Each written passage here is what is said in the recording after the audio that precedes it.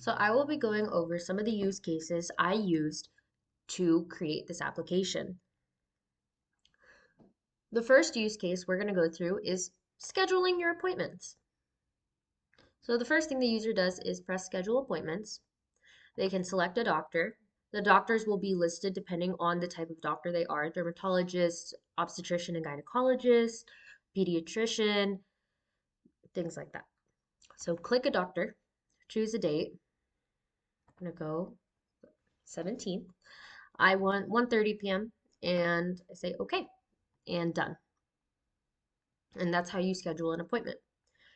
The second use case we'll go over is checking your notifications. So we go here to the settings option, press notifications, and a pop-up will appear saying to disable notifications, you go to settings, then health portals.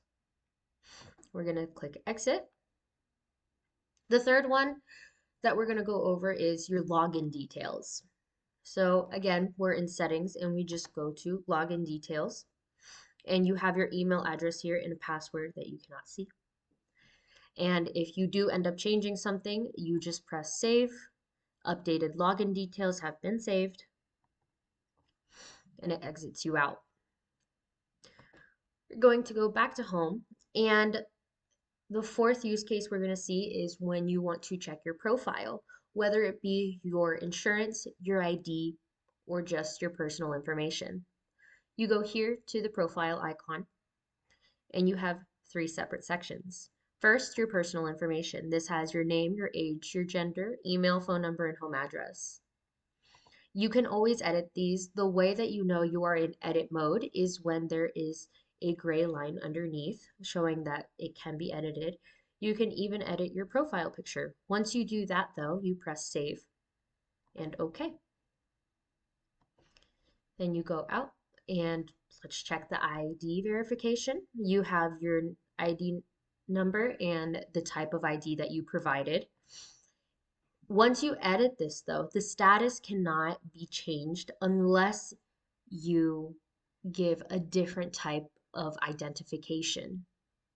Then it'll go back to unverified and then verified again once the admins can verify your identification. Just press save again and go back out.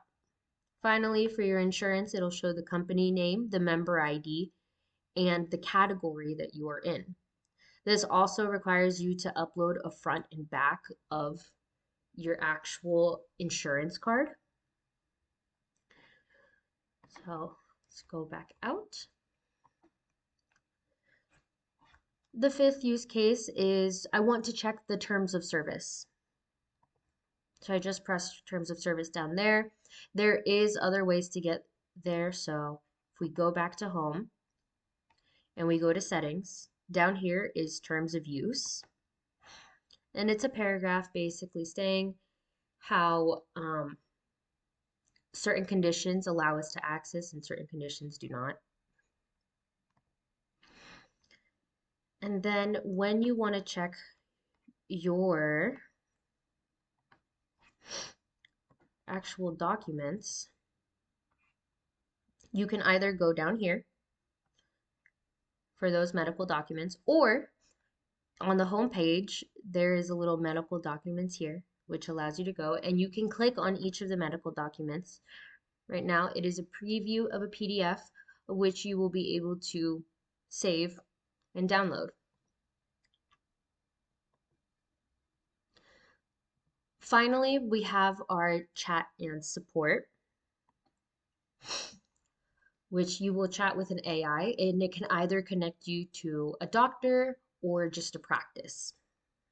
In this case, we would just be connecting to the practice because I just need a copy of my medical records.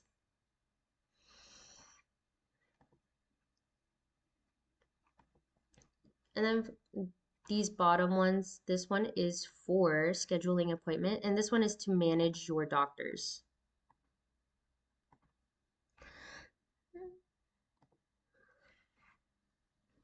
Here, you can actually click into the doctors and see their contact information, the name, the type of doctor, their phone number, even the address of the practice where you will be visiting when you go for a doctor's appointment, and their email in case you need to send anything. Again, the doctors will be divided into the type of doctor that they are, just to make it a little bit easier for the user when they are trying to look for a specific doctor. And that is my application. Thank you.